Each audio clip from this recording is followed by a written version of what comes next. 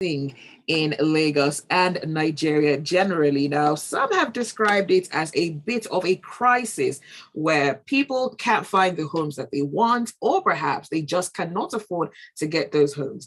Now, a report states, and this report actually did come from Punch, and this report went on to talk about how the rising cost of renting property is actually driving more and more Nigerians out of the urban areas and to city outskirts and smaller towns all around. Well, to have this conversation with us, we have a special guest this morning. Our guest is a lawyer and a real estate broker, and we're talking about the housing crisis in Lagos. Our guest is Ayobayo Babade. Now, just before we bring him on, I'd love you to be a part of the conversation. So here's the expert. So if you've got any questions, any comments, or you just want to chip into the conversation, the WhatsApp number is 0809 440 You can also tweet at Smooth981. We're streaming this live on YouTube as well. So just search for Smooth981 on YouTube. And of course, give us a ring. The telephone number to call is 01 4489981.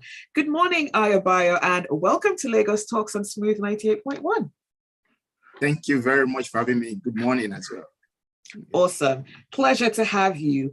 And from your experience with work in the housing sector and as a legal personnel, how would you assess the current situation of housing in Lagos?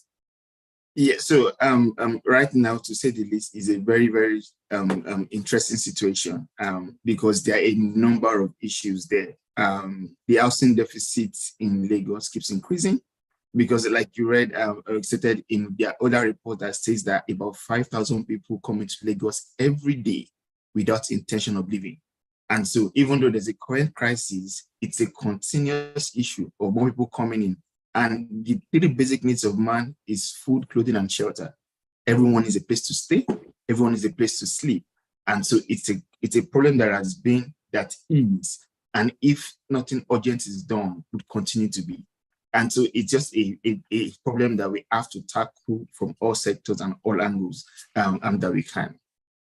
All right. So what do you think are the major challenges that Nigerians are facing, apart from perhaps the most obvious one, costs, when it comes to housing, affordable housing? Yes. So first is the cost of affordable housing. Another one you have to look at for are all the other things attached to it. So one, for example, is general economic situation. If people have good, meaningful jobs or good, meaningful means of livelihood, then they'll be able to afford those houses, or at least have a kind of house that they can afford. But we have a situation where it's difficult. People can hardly make ends meet. So you have to choose between either putting a food on your table or paying for your house rent. And obviously, food comes first. House rent is once a year. Let me eat today to see the next day. And so those are some factors that come into being as it is. We also have the issue of even the high cost of housing. Sometimes are even caused by some of the people that should make things easy. For example, the agents. So we have agents who collect as high as 20, 30. I've seen cases where agents collect as high as 65% of the rent as their commissions and all. And those are also issues that add another layer of burden.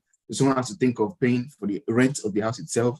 They think of paying for all these other fees that makes it difficult for them to even afford those housing. So these are just some of the issues that come up when you're trying to get a house in Lagos.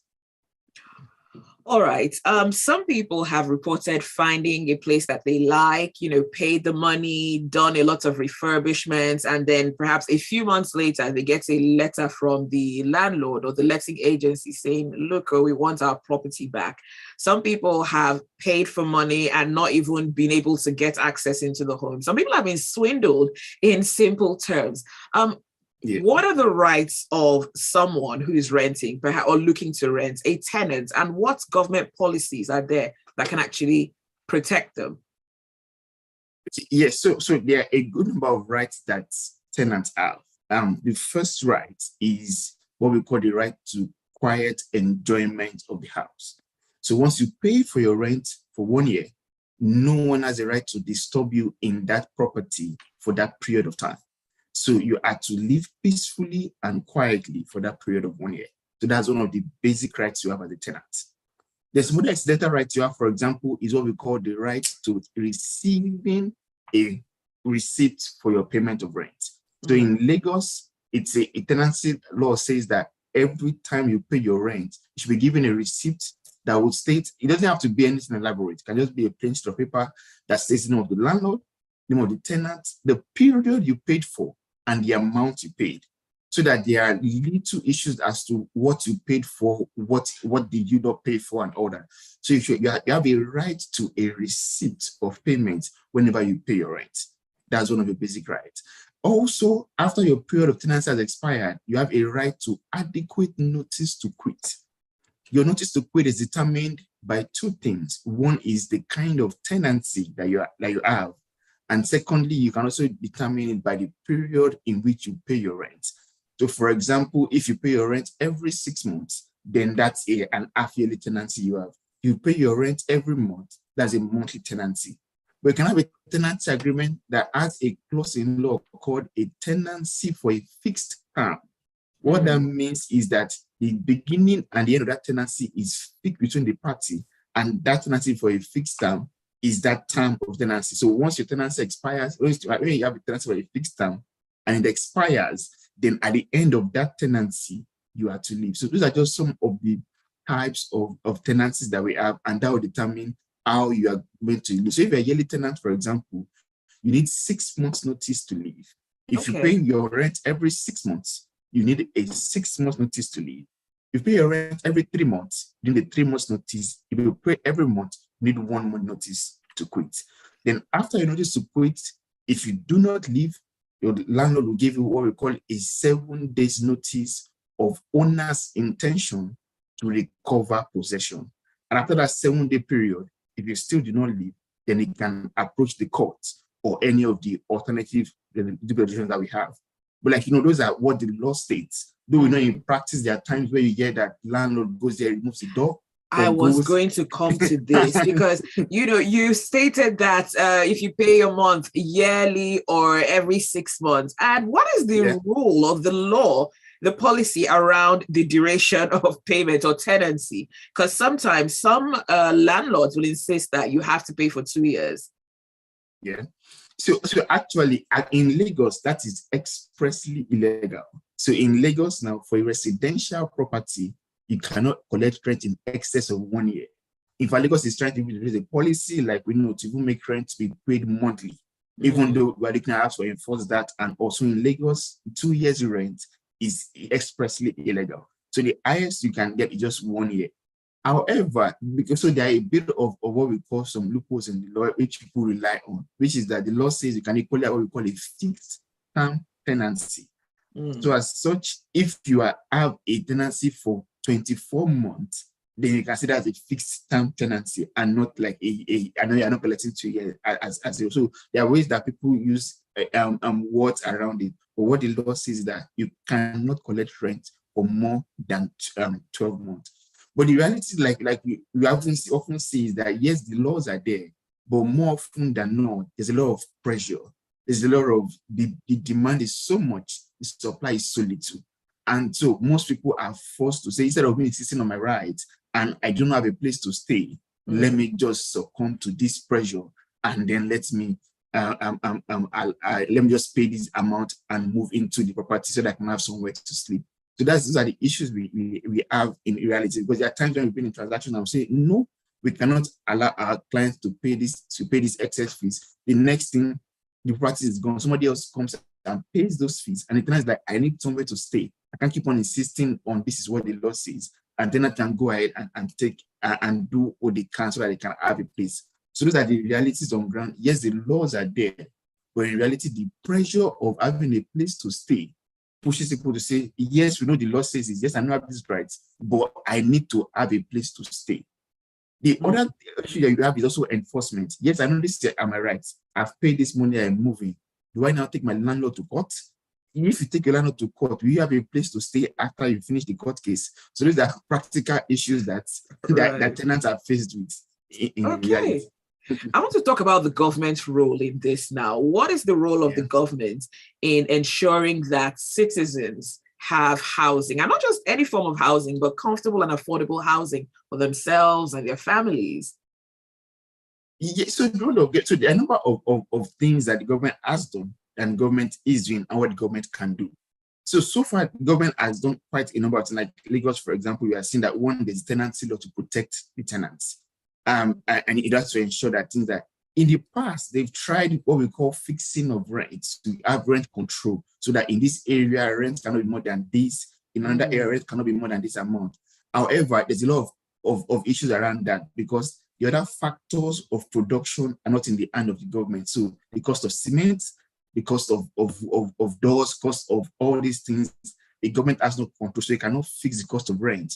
When all the other factors that make a house stand is not fixed. And so there's always an issue when you want to peg rent at a particular amount because of these factors of production to even build the houses. So there's always an issue in that regard. What the government has done is to, one, put laws in place that one is, for example, in Lagos, is that you cannot, what you can only pay for your agency is 10% of your rent as the amount you pay for your agency fees. The NBA also has the rules for lawyers that the maximum you can charge as a lawyer for drafting tenancy agreements is 10% of the rent. So those laws are there to guide. But one thing that the government can do as a whole to come in is to build, to build a lot of housing units for people at very affordable prices. That is one active way that we know that the prices of houses can come drastically low. So when the government pumps in a large number of housing units. However, you see that though that is one good way to look at it, but you know that will equally also drive more migration into those places. So another way to look at it is also to see how to make other parts of the country equally developed, so that it's not only Lagos you have to come to get some meaningful sustenance of life. So if Ogun State is developed and has most of the things that Lagos has, and other states that are developed, people can stay where they are and live comfortably, then the pressure of coming to Lagos to make it would be minimal. So these are things that can be done, because if not, you just keep on building up, some people will just keep on coming, and you almost would never build enough houses for people to stay in. All right. Well, would love to get your thoughts. And we have an expert. So if you have a question, you have a comment, this is the time to send those messages. The WhatsApp number is 0809 444 0981. You could tweet at Smooth981 or just give us a call. The phone number is 01 448 9981. You can also drop a comment on our live stream on YouTube. Just search for Smooth981 on YouTube and you can catch the live stream. We're taking a quick break, but when we return, we'll continue the conversation. We're talking about the housing crisis in Lagos. Stay with us.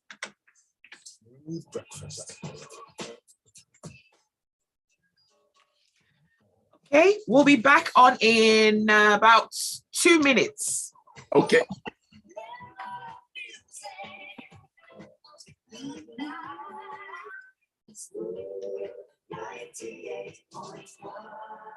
Showbox and Chara Air, it's given. You can get 2 months for the price of 1. Oh, it's given. It's given Real Housewife and Dosa Mother with that bling bling and shakara. Money is never in short supply. It's given Big Brother Titanships, passports, and binge watching vibes. It's given what's supposed to be given and overdose. Oh yeah, subscribe now to get 2 months from 1,200 naira for a limited time only on Showmax. It's given Showmax. Sign up at showmax.com.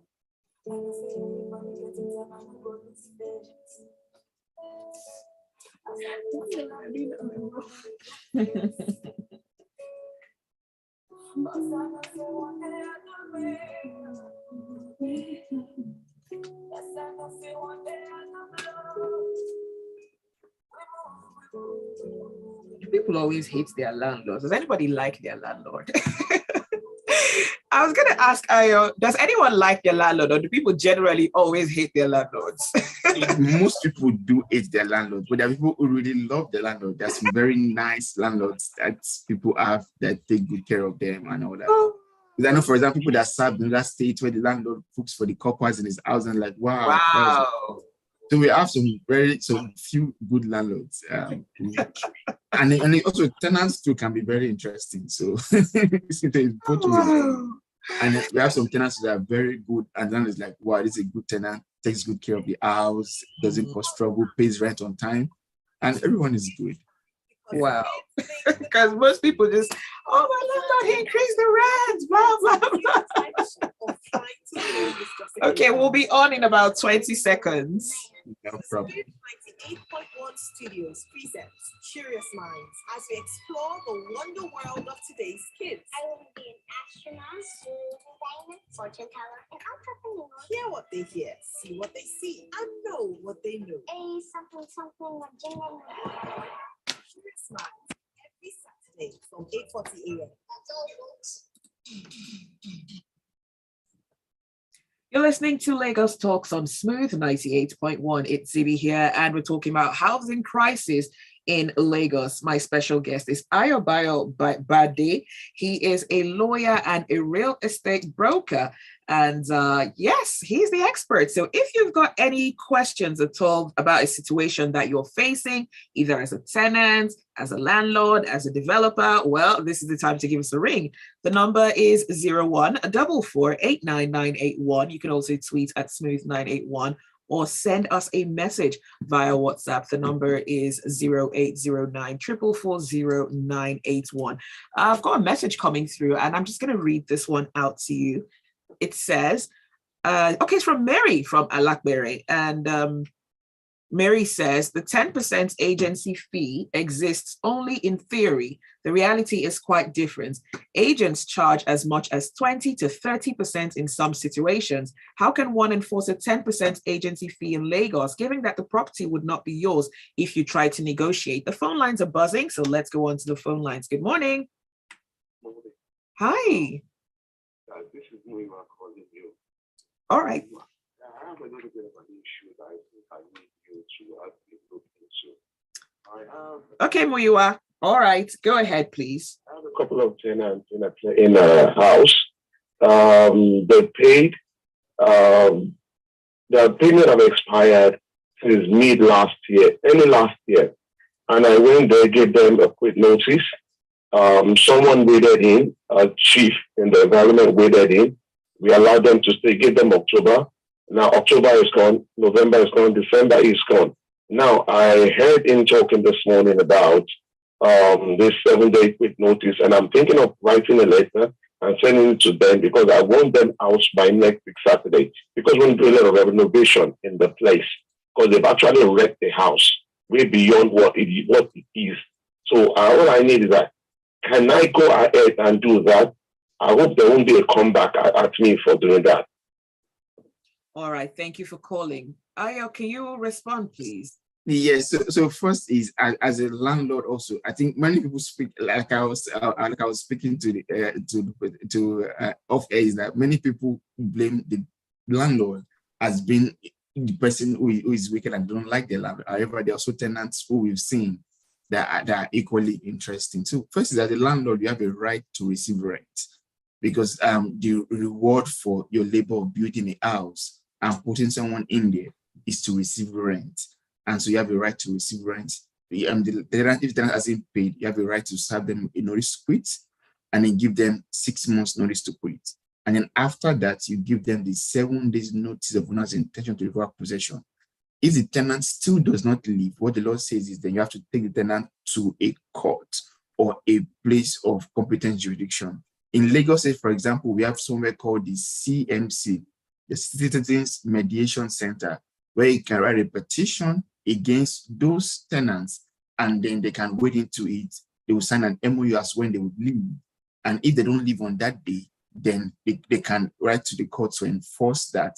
And there's a way to just enter that MOU as a consent judgment of the court, and they would enforce it against those tenants. So that's the way, but you have to go through a judicial process to eject tenants. You can, for example, remove the doors or remove the roof, or say I want to start renovation, or some people do block the septic tank. You can't do all that. That will be taking laws into your hands. But you have to go through a judicial process to lawfully eject those tenants. Okay, let's go on to the phone lines. Good morning. Good morning, Abbas. How are you? All right, go ahead, please. The question I have is, does this tenancy laws apply to service apartments too? Like, for instance, somebody that have a service apartment that runs on maybe 6 months and a year duration, and when it's time for that person to leave, you have to apply the same law that for the conventional rent is. I just need to get a clarification on that. No, just to clarify, does it mean short let? Are you referring to shotlets? Something like shortlet, yes, like 6 months. Like, there are some shortlet that some people stay in for like 6 months, and sometimes it turns into a year and stuff like that. So I just want to know if those laws apply to that one. So because ordinarily, when it's a shortlet, definitely you have to leave on the day your agreement expires. But in some situations where they stay more than 6 months and some want to extend it, when it is time for you to let go, you see some people saying, still begging that, no, allow me to stay for another 1 week, I'll do this, but they still end up not doing that. All right, thank you, Abbas. Yeah, so there are two types of things we are talking about. So first is the tenancy, that's landlord and tenant. Then we have short let. So the difference between the short let and that, for example, a landlord, for example, will just give you a house. You'll be able to bring in your chairs, your tables, your furnitures, and all that. So in that, the tenancy law would apply. But if what you have is a short let wherein you provide everything like the chairs, the tables, and the person just pays to use that space for a period of time, then in that wise, what you are giving the person in law is a license and not a tenancy.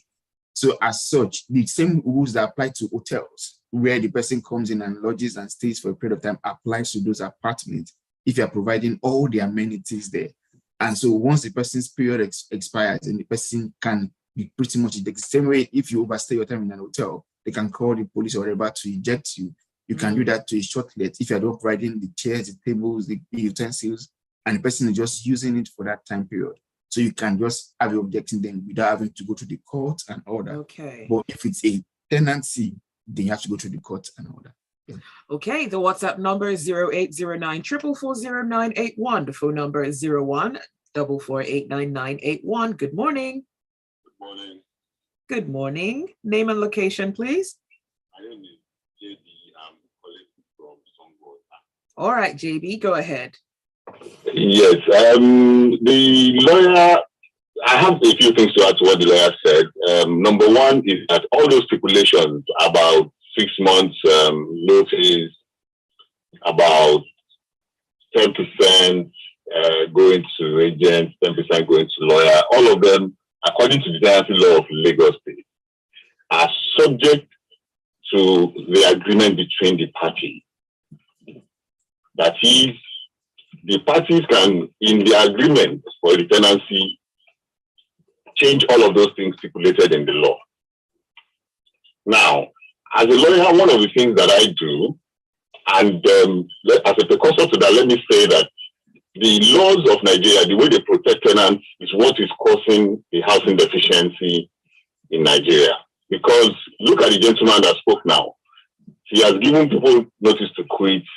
He has agreed to extend the time for them till October, but they're still in the house.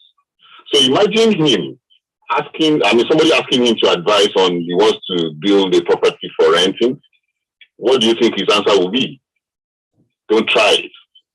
So as a lawyer, what I do is I put it in the agreement and strike off all of these things. That if you are deficient in your rent, or for one reason or the other, I do not take rent from you, then I have a right to enter the place and terminate the agreement. What the law will protect it, and I have tested it in court, it has worked.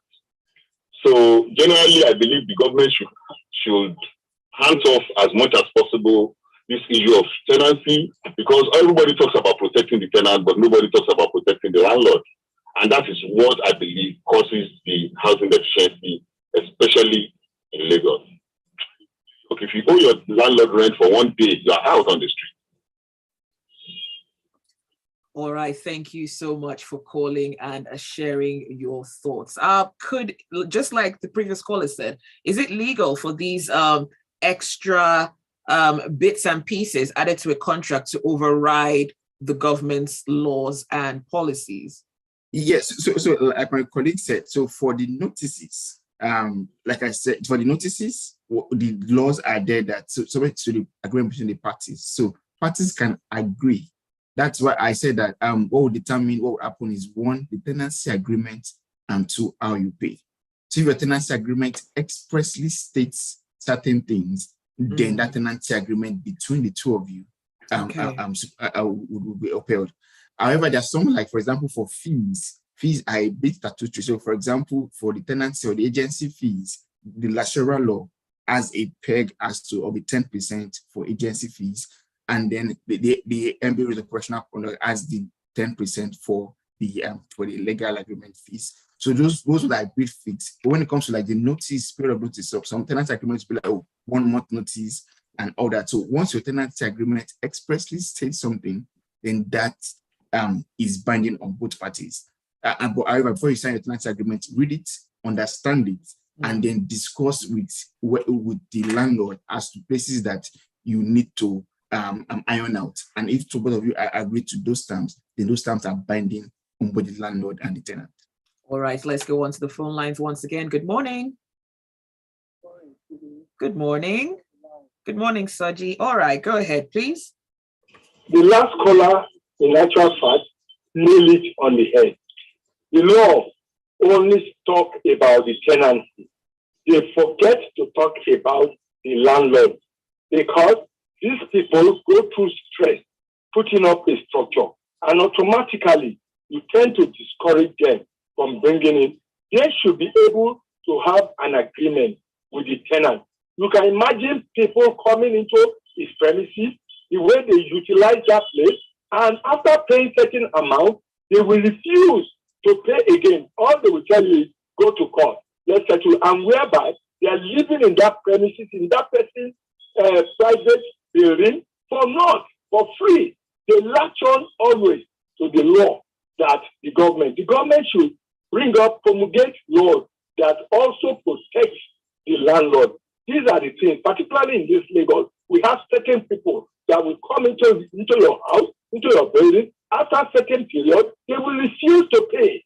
And then they will be telling you, go to court. And all the court will do is all be on their side, which is very unfortunate. The landlords should be protected also. That is the way I see it. Please. Thank you. Thank you very much, Saji, for calling. Let's take a quick break. And when we return, we'll continue the conversation on the other side. I see your messages coming through. We'll take your messages and your phone calls. The WhatsApp number again, 0809 440 981. You can also tweet at Smooth981. Our guest is Ayobayo Babade. He is a lawyer and a real estate broker. And we're talking about the housing crisis in Lagos. Stay with us. 98.1. Showmax and Jara Air, it's given. You can get 2 months for the price of one. Oh, wow, it's given. It's given Real Housewife and Awesome Marathon with that bling bling and shakara. I know the guest. You know the guest? Yes, I know the guest. Binge-watching vibes. It's given what's supposed to be given and overdose. Yes. So yeah, subscribe now to get Has it suit someone for you? For a limited time only. It's given Showmax. Sign up at showmax.com. Wow. Yeah. And sister is my friend. It's time to go big in the Airtel Home Broadband all-time mega offer. It's time to take advantage of the Airtel Home Broadband all-time mega offer. Get a MiFi with up to 125 gigabyte bonus data for just 5,000 naira, or a router with up to 240 gigabyte bonus data for just 10,000 naira. Visit any Airtel shop or www.airtel.com.ng/HBB now. Airtel, the smartphone network. Do you have a dream? Bring it to Lagos.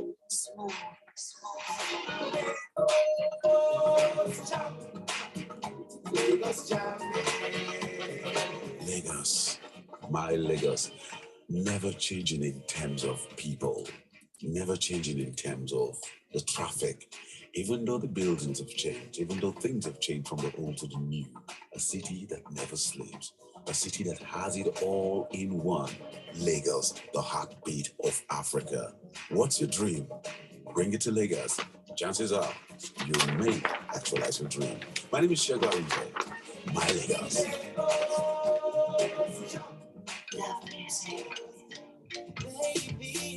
What up, y'all? This is Fumbi, and you are listening to Smooth Breakfast.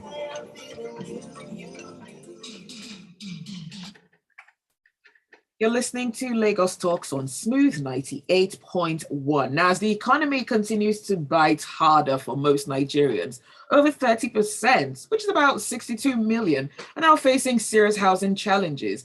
80% of the country's population live in informal housing, and these structures are plagued by problems which are related to poor quality and inadequate infrastructure. Now, in June last year, the federal government vowed to considerably cut down about 17 million housing deficits across the country before the end of the current administration in May 2023. However, it does seem like more and more Nigerians are finding themselves moving outside the cities to the outskirts in order to find affordable housing.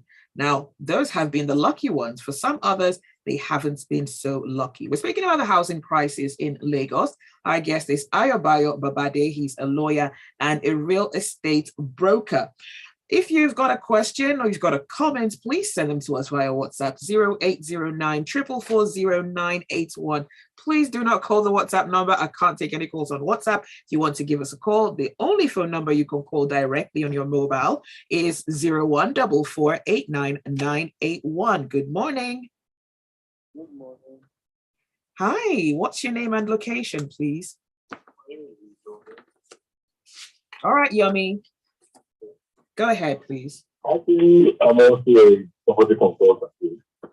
So, they look at the law. If you get meeting up with this, Yummy, you might need to give us a ring back. It's really hard to hear you. The signal is really poor. Please call us back. Good morning. Hi, good morning. Good morning. Yes, my name is Abraham, where are you calling from? Actually, I'm calling from Lekki. Okay, go ahead, please. I'm on the road at the moment. Awesome. Yes, so I like the discussion this morning in the sense that I have a practical experience as a tenant. I was transferred from my office to Nigeria to work for like 2 years, and I was in a rented apartment. Surprisingly, I had a conversation with the landlord. Out of about 4-5 unit terrace building, I was the only one paying the rent. Others were not paying, and that gave me concern. Wow. The most surprising part is that one of the apartments was sublet. It was converted into rooms, and the landlord was not aware of that. So eventually, I had a challenge, and I moved out. So there are two sides to this. I paid my deposit. My landlord found it difficult to return my deposit in terms of, I think it was called caution fee. Then I got it eventually. But the point I'm trying to make is that we have a system that needs to be reviewed in Nigeria with landlord and tenant. And the system is that the tenant believes that, okay, if I don't pay, they can go away with it. And that is what we need to break. And from experience, somebody was saying that in New York, if you hold 1 month, you're out of the house. Say to pay within 1 day, you're out of the house on the street. That is not true. You'll be given the same process that we have in Nigeria, but there's always consequence to it. And consequence is that if you don't pay and the landlord has to eject you, you have to go through the court, it goes into your record. You can't get any house to rent in the nearest future. And it can be in your record for 6 years until we have a system that is connected. And I think this is a system that the Landlord Association and the judiciary system needs to work on. We need to have a system that will check your record and if you default in any way. And if you have defaulted in any way, you cannot get another place to rent. And this will not only affect your housing, it can affect you getting another job. Once people are aware of this, they will stay away from it. They will pay. I'm thinking of building a house, yes, an apartment in Nigeria and trying to rent it out. But the fear I have is just that people will not pay. And this is really affecting investment in Nigeria, in the property industry. So these are the things that we need to start looking at. Talking about people not paying would not really do us any good. We need to put a system in place that will checkmate, ensure that people pay. And when you don't pay your rent, it goes into your credit record. If you're a professional, it's very difficult for you to get a job because your employer will check your history, especially if you want to work in the bank or in a reputable organization. So that is my contribution on this. All right. Well, thank you so much for calling and sharing your thoughts. We'll go back to the phone lines. Good morning. Good morning. Hello? Please turn the radio off. Thank you. Good morning.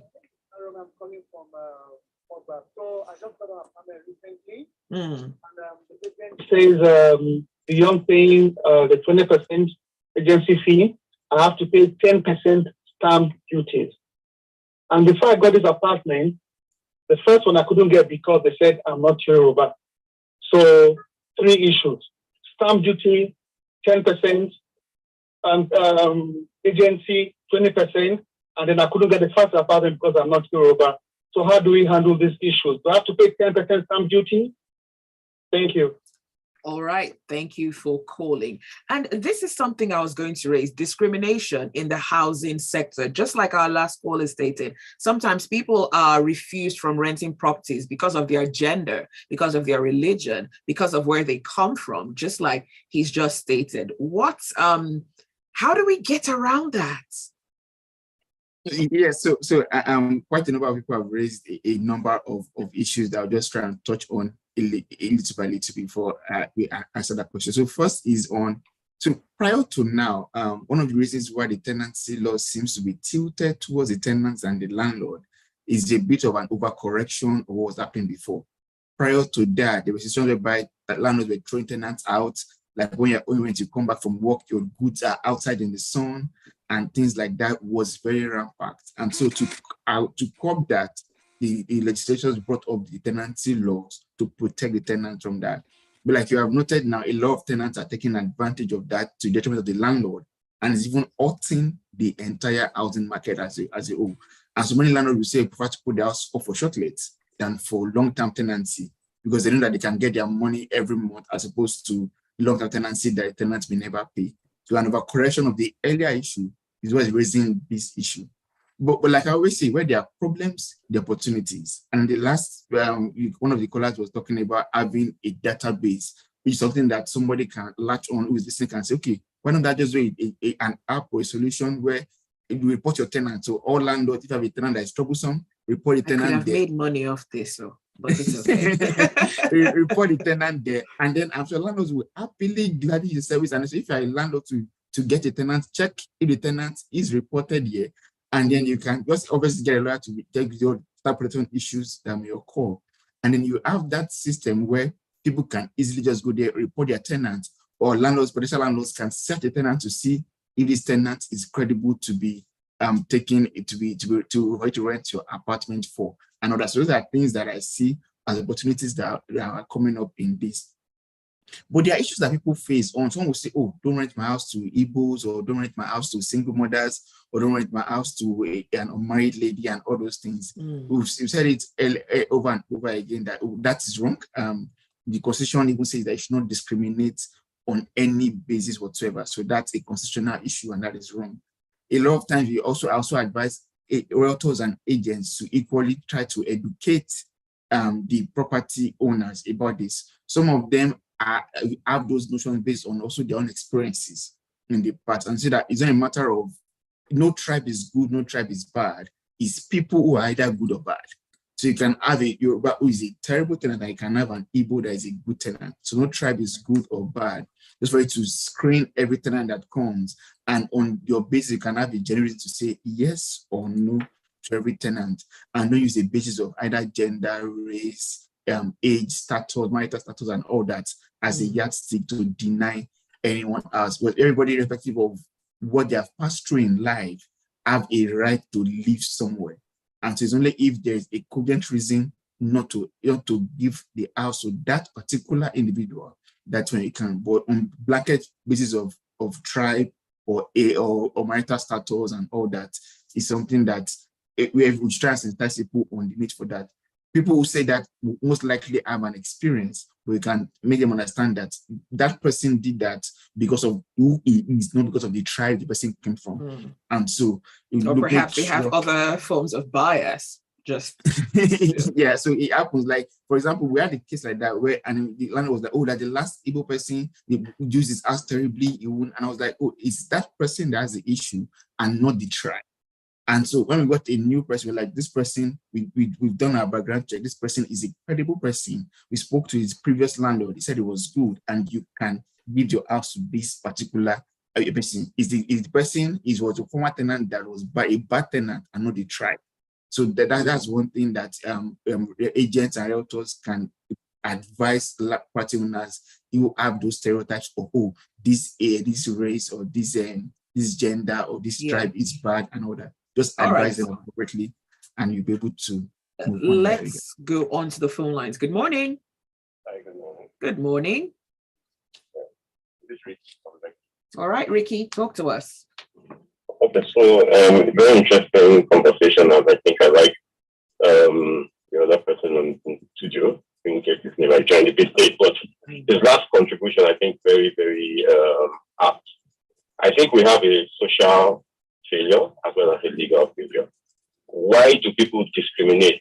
I don't think any landlord will see money and say no. The reason is because there is no other way to check. Is he right? Absolutely wrong, for them to discriminate on basis of tribe or any other reason, really.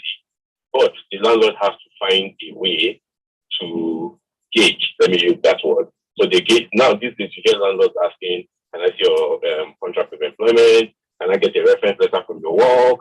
Can I, places where they feel like anybody that is here or has this sort of setup should be responsible. Or at least I have someone or somewhere I can make a report to in the event the tenant defaults or misbehaves or does something wrong. I've been in a number of landlord-tenant issues, and by the time you dig deep, you see a lot of ignorance playing out.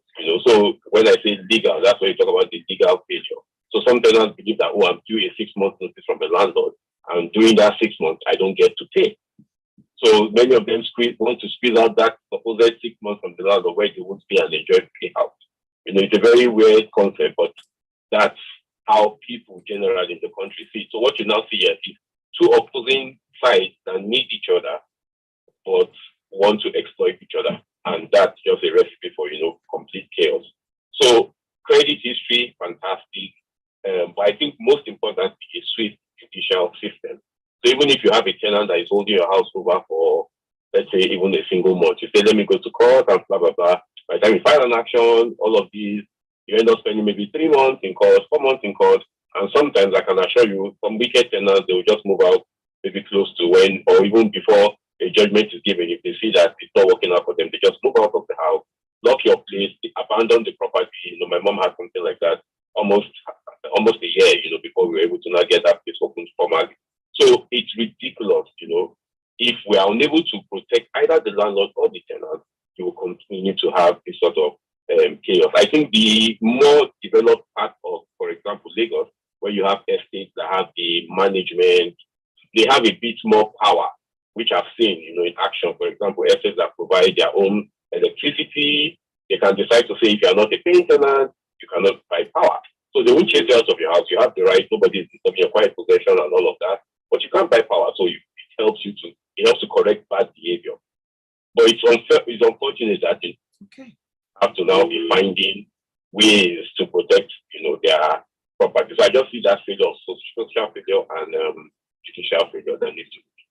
All right, thank you so much, Ricky, for calling. And there was something that he just stated about the documents you have to provide. Are there things that legally a landlord should not ask from tenants. I remember a friend trying to rent an apartment and he was asked to bring 6 months bank statement, letter from his office, references. I'm like, this is looking like a visa application at this moment. Are there some things that are totally irrelevant to the tenancy agreement? So like you noted, I think what the last speaker said was that because of people are looking for how can I protect myself, how can I be sure that this particular individual is somebody who will not default in rent, and so there are times when we've had to in practice we've had to take those measures. But this particular person was working in a bank and was owing rent, and so we just wrote a letter that if you do not pay your rent, we write to your branch manager that you are currently owing rent. and instantly she paid the rent. So those are things that we would have to, but if there is no one to checkmate in that manner, we've seen tenants who go on and say, do your worst. Once they is on to like there was one we had where it was owing rent for a year plus, and then went to court, and then the court matter was in court for 1 year and 3 months because of court vacations and or adjournment and the rest. And the day court adjourned for judgment, a day before the judgment was given, he left the house and dropped the key at the entrance and just left. And then so yes, the landlord got judgment, but the house is already empty, nobody to enforce it against. So those are things that occurs that one has to also make sure that, but so a background check from either the property managers or from the landlord itself to see how can I check through to make sure that this individual would not default in rent. But like I said, these are like one of the things I think is the highlight for anybody who's listening in tech can be like, let me have a solution to this, a database for tenants who are, so I can just do a one-stop search to know if this person has an issue from an earlier property he or she was in, and then you can say whether or not to rent your apartment to the person or not. So these are things that we can do. I would try to say that yes, the government has a role to play, but let's look for what can we do as individuals as well to see a solution to the problem that we are all facing. This is such a deep conversation, and I feel like there's so much that we need to talk about, so much more we've not been able to get into today. So it would be nice to have you on the show another time and we can complete this conversation. But I have one last thing to ask though. Now, from the conversations, from what you see on social media, it does seem like a lot of people don't really like the landlords. It does seem like the landlords are the big bad wolves. But from the conversation today, it's now tilting to the other side. Like maybe the tenants are not so squeaky clean themselves. In your profession, in your based on your professional assessment, based on everything that you've seen, both as a lawyer and as a real estate person, I'm curious, based on numbers, who's mostly in the wrong? Just curious. So sadly, so the tenants are more in number. Sadly, tenants are more in the wrong. 80% of houses are owned by 20% of people, and most people are 80% of people. You see, out of 10 people, 8 people are tenants, 2 are landlords. So you have more tenants than landlords at every given time.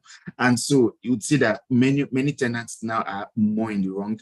A lot of tenants don't pay. A lot of tenants owe. A lot of tenants use houses badly. Yes, we have some landlords. So most times landlords react to those things like tenants do. Though we have some tenants, some landlords who are just also not so good, but we have a large number of them. If you have a tenant who is paying your rent on time, who takes care of your house, who doesn't disturb the neighbors, and who is a good person, a reasonable landlord would not disturb that person. But it's when you don't pay rent and the landlord is saying, pay my rent, and you cannot say the landlord is disturbing me, then there's an issue there.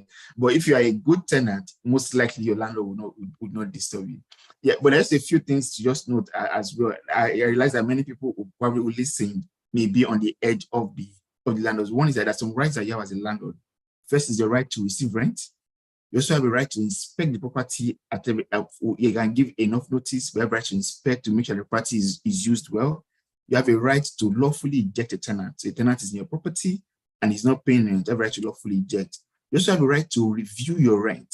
If you see that your rent is not competitive in the market, you can increase your rent. But there are 2 what I call best practices to that. One is to space it out, so you can have at least once in 2 years or once in 3 years to increase the rent.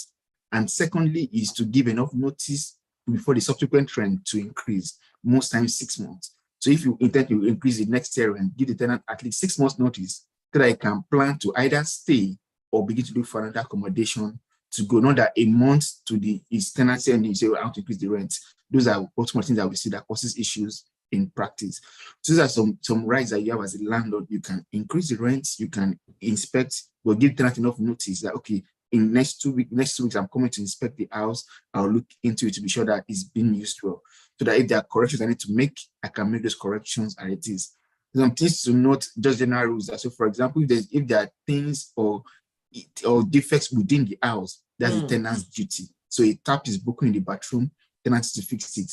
The handle of the toilet that makes it to flush is broken, tenants to fix it. But if something that happens outside, like the roof, the fence, the gate, the landlord fixes it. There are also some general principles to guide so that both parties can know. Because some issues that come out that, oh, my tap is broken, landlord, come and fix it. One is that I'm not using your tap. You have to fix that. So these are just some things that causes tension. And once everybody knows what they are to do, and there will be peace in the house. All right. Well, thank you so much, Ayobayo Babade, lawyer and real estate broker, head legal and operations at Sokwe Babade and Company. Well, thank you so much for being here with us today. And I really look forward to having you at a later date. So thank you and have a beautiful day. You too. And that's it for our conversation on Lagos Talks this morning. Very, very interesting to know. A connected system, a database where landlords and everyone else has access to records of tenants. And it would be nice if that could also happen on the other side. Landlords to avoid, tenants to avoid, but also very important, each party knowing their rights, their obligations, and living up to them. That is it for Lagos Talks this morning. And that's it for the Smooth Breakfast. I'm back tomorrow from 6 a.m. right here on the Smooth Breakfast. Do stay with us. There is a lot more to come. Strictly Soul comes up from 10 a.m. right here on Smooth 98.1.